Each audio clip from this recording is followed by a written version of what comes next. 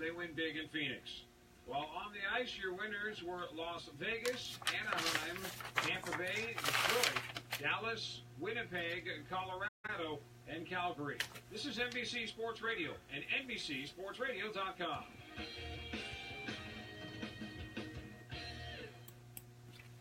Should old acquaintance be forgot and never brought to... Well, you know, we love you, Mariah, but then again, there's only so much of a song that we can play for you without having to give you a few ducats, and for that matter, well, we like to begin 2018 on a happy note here on Tri-City Sports Now. Hello, everybody. I'm Marky Billson, your voice of choice for a new generation of Tri-City sports fans. The name of the program, Tri-City Sports Now. It's on 1420 NBC Sports Radio Tri-Cities, where we own the Tri-Cities with the best guests and the hardest hitting opinions on New Year's Day. Here it is, Steve Forbes. He'll be joining me at 1 p.m. talking about ETSU's big victory against the Mercer Bears. You know what? Bracketology for ESPN has East Tennessee State as being the team out of the Southern Conference that makes the big dance. In fact, they play North Carolina in the bracketology in Charlotte. And I know you're thinking at this point, oh, no, North Carolina. Well, what about Wofford? Think about that. 8 of 9 for the Bucks they've won after a game that really was hidden. 2 p.m. tip-off, a lot of empty seats down in Mercer. It's the final NFL Sunday, plus you know what the weather is like outside, and so the idea sometimes of, should I go out to the game? You scratch your chin and you say, maybe not so much and all this.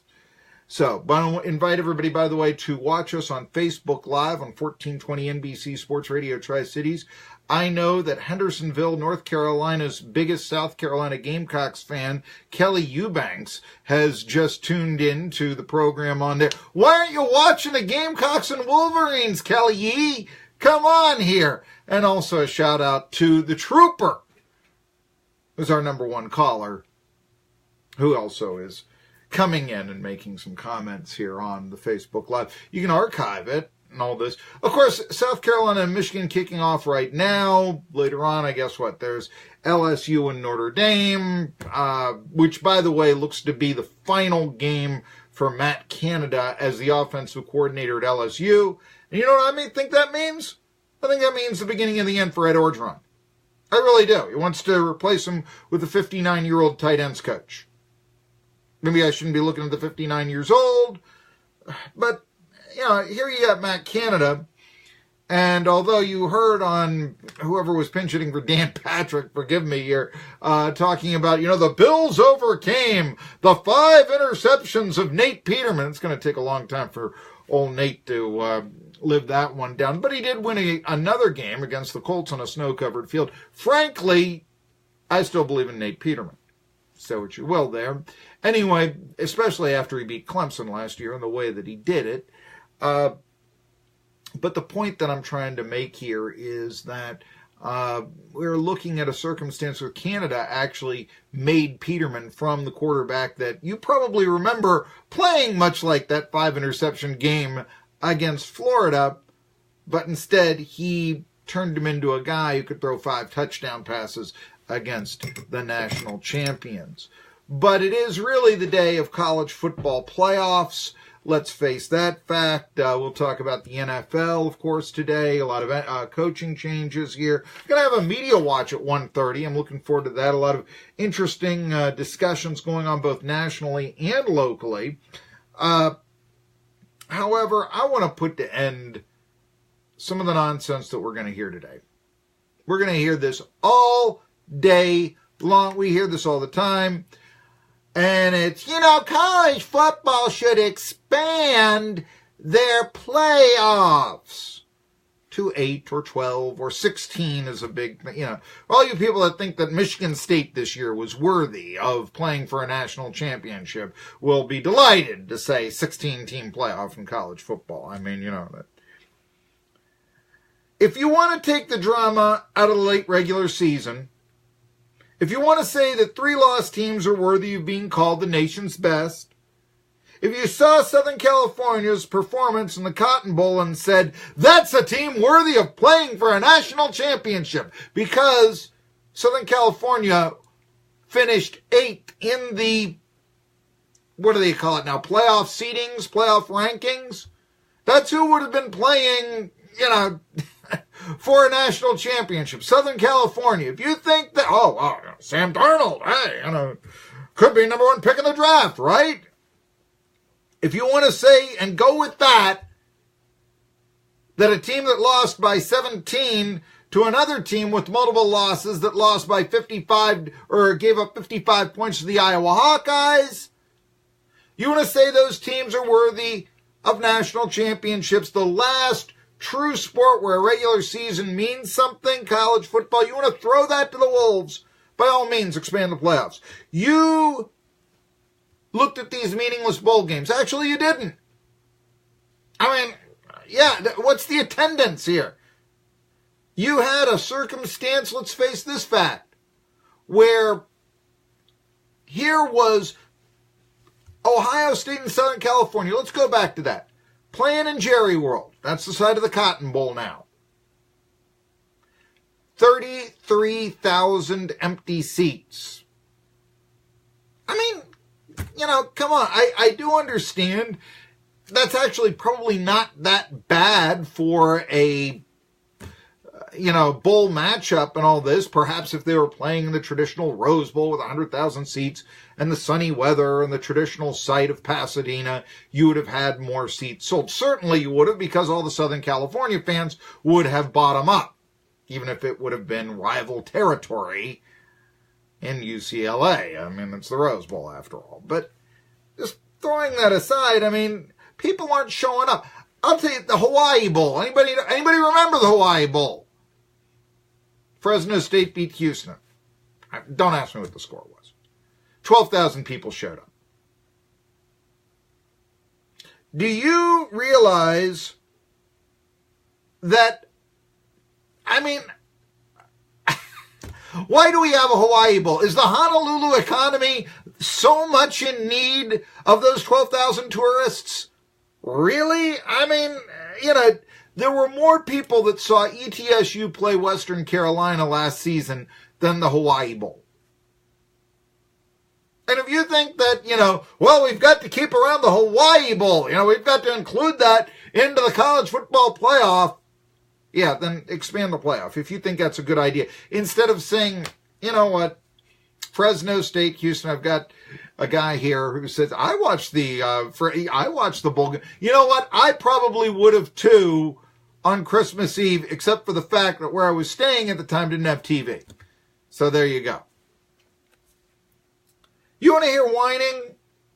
Not from Wisconsin, but rather from Miami, after laying eggs at the end of their season, on why they're national championship worthy.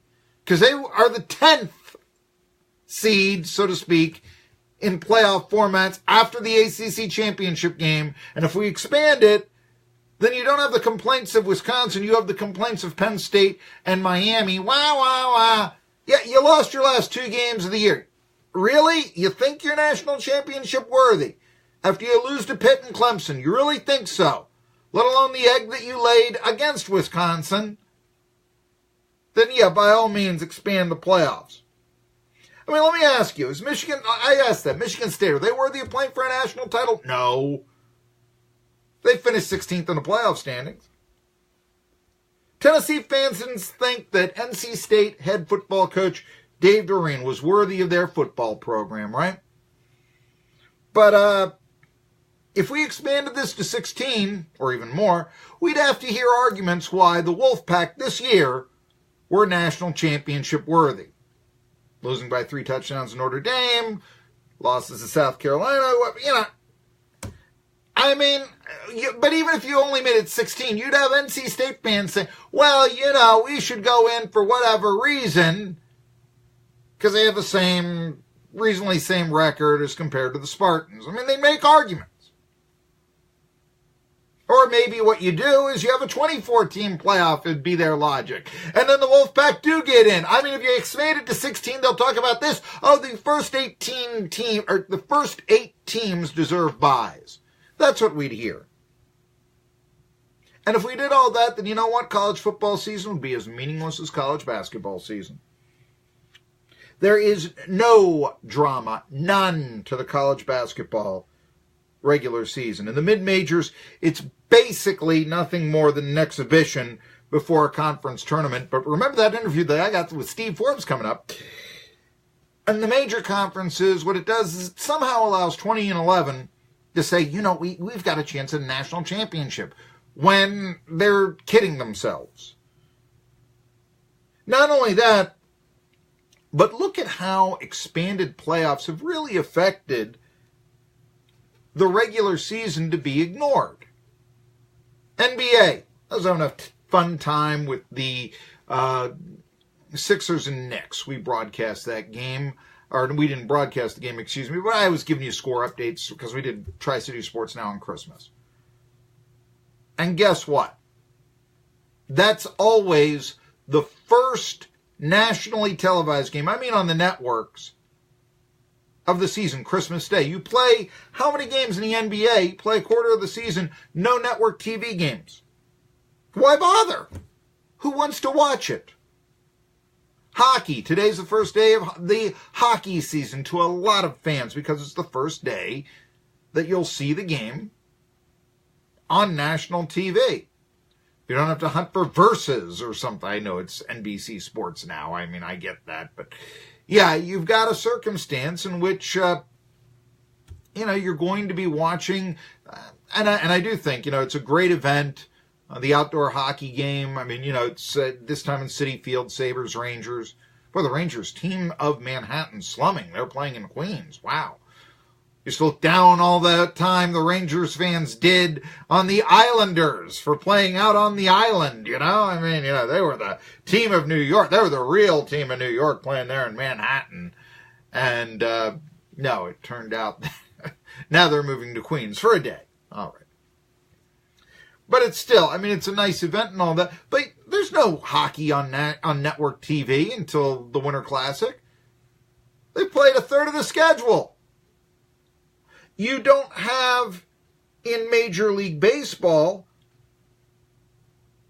any playoff games, now not World Series, but playoff games on network TV anymore. And the game of the week, what is it? Is it Fox at 4? Is it Fox at 7?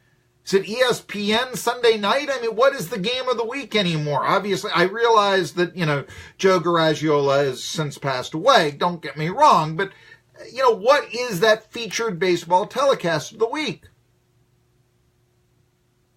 You don't have... There was one championship series game that was broadcast on network TV last year. Second game of the ALCS. All the other ones were spread out over 3 different cable networks. It used to be that Major League Baseball had a monopoly on prime time in October. All the baseball playoffs, of course, there was just the League Championship Series then, and the World Series. The networks wanted those. They put them on in prime time. October belonged to baseball. Now, I realize there are more channels today, all that.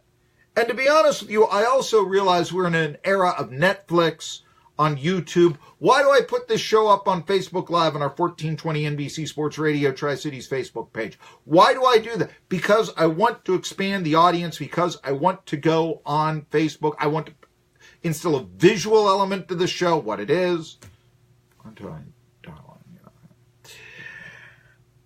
But that's what you have to do today. I get that. You can now watch Tri-City Sports Now whenever you want to. But there's still something to be said about playing on NBC, ABC, CBS, or Fox. I mean, there's a reason why, even today, we hear about the demise of football and all this. All the playoff games, except for one, in the NFL, are going to be on network TV. Meanwhile, save for one playoff game this year, only the World Series is on network TV. It's on Fox in baseball. And you wonder why people say that baseball's popularity is waning. This is why. Now, just to explain, difference between college football putting so much stock in the regular season, college basketball practically ignoring it. You still remember Appalachian State beating Michigan 11 years ago? You can see that, blocked kick and the run back. Hey, you know what? Less than 2 weeks ago, Wofford beat North Carolina.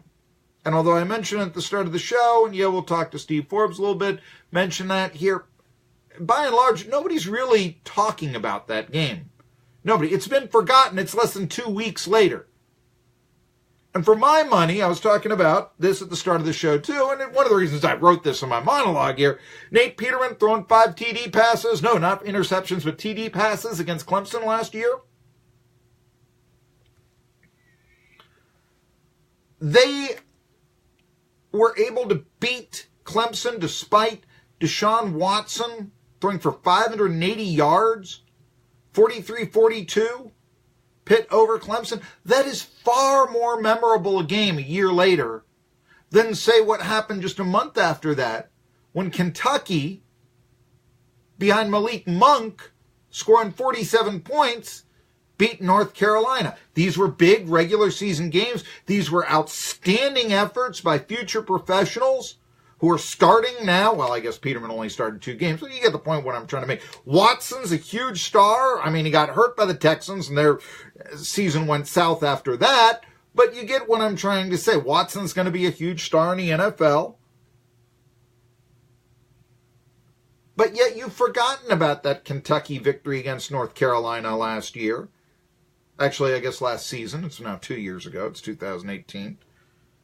Meanwhile, that game against Clemson, that's going to be, hey, remember that time Peterman threw 5 TD passes and beat Deshaun Watson, who had 580 yards, when Clemson was number 1.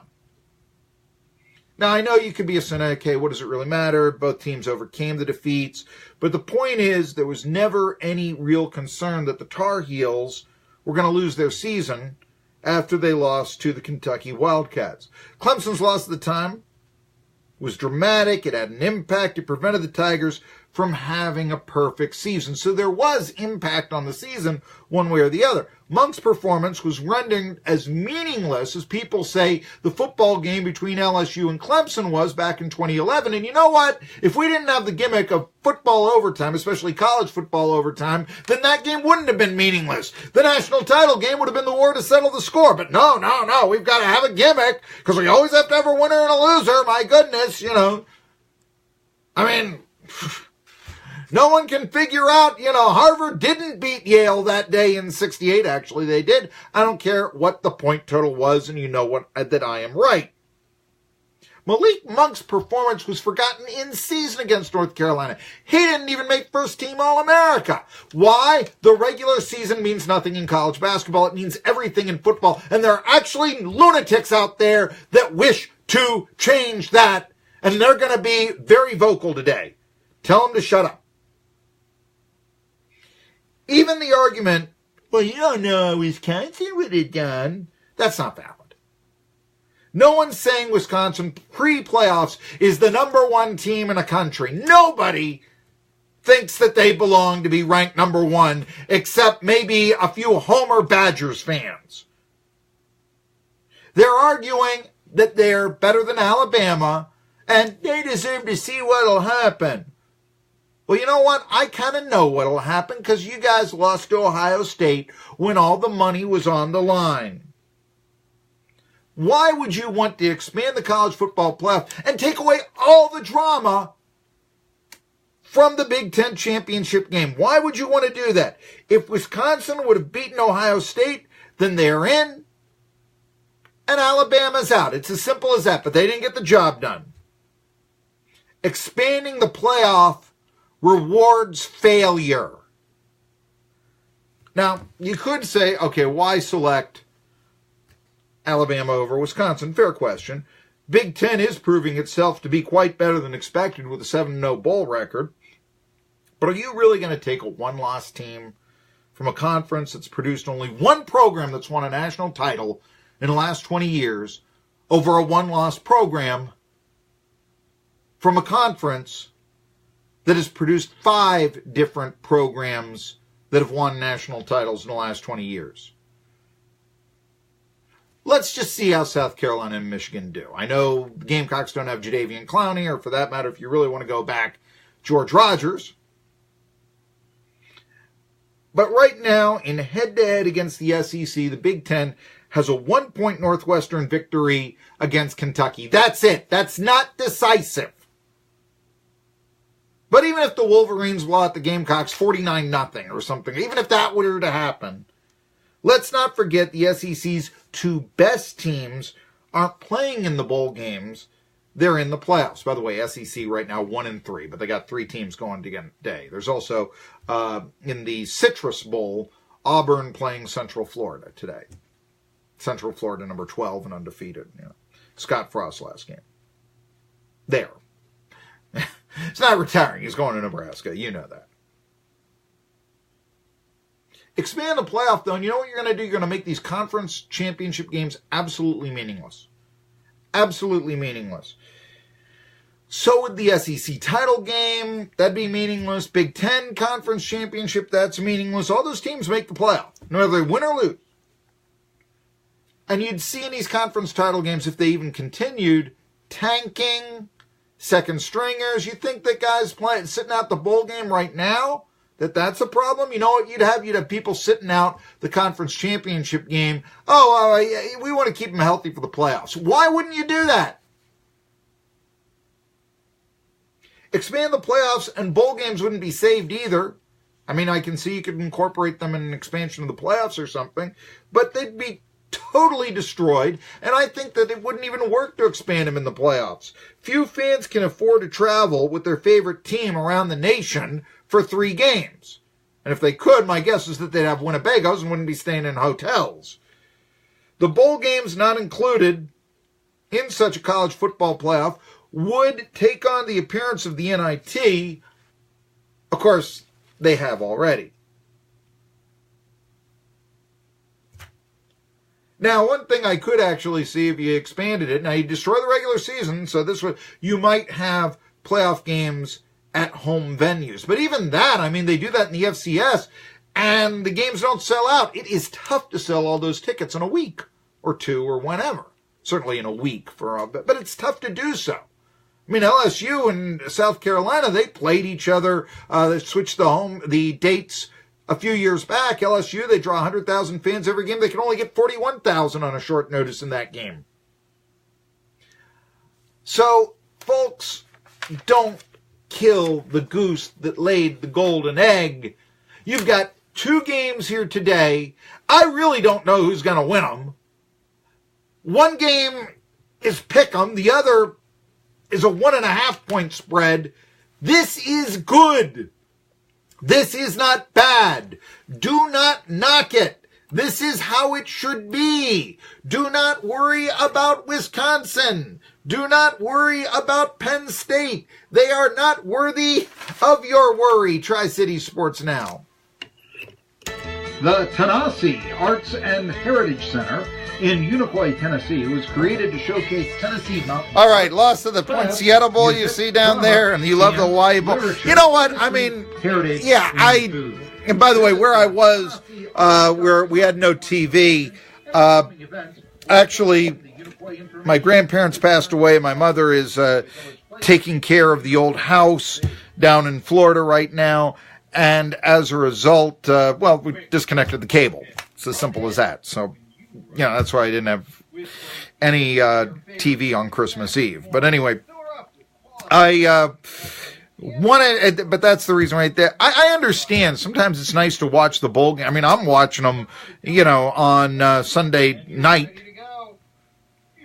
But nevertheless, there you go. Tim Fisher, stay with me. We'll be back with our second segment after this.